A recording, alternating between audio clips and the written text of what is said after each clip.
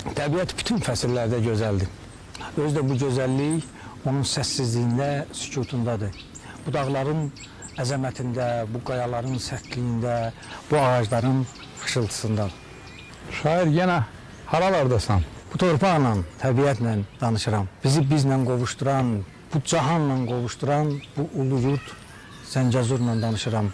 Ümid edirəm ki, bu duyğularımı inşallah yaxınlarda şeirə köçürdəcəyim. Lap yaxşı. Onda gəl belə danışaq. Şeir səndən, musiqi də məndən. İnşallah.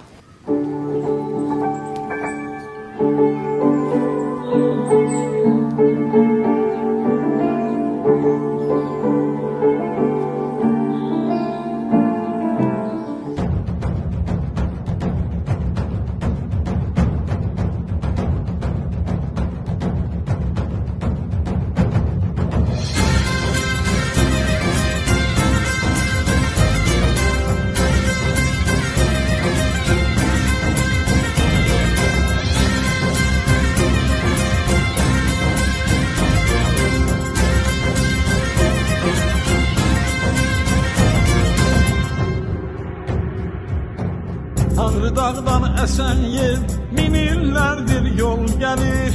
Sevin turan elləri, birləşdirən qol gəlir. Təniri göy Tanrıdan, səmiri Nuhdan gəlir. Hopub könüldən cana, coşaraq ruhdan gəlir. Təniri göy Tanrıdan, səmiri Nuhdan gəlir.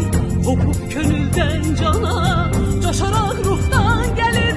Boyunuz boyunuz, oğlu soyunuz. Yolun zəfər yoludur, Zəngəzur. Boyunuz boyunuz, oğlu soyunuz. Yolun zəfər yoludur, Zəngəzur.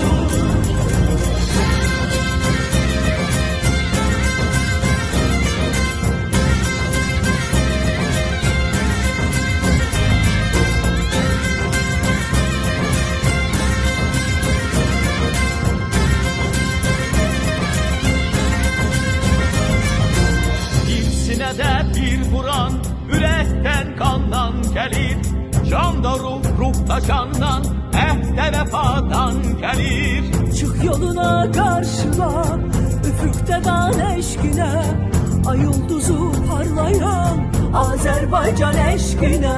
Çıx yoluna qarşıla, üfüqdə dan eşqinə. Ay ulduzu parlayan, Azərbaycan eşqinə.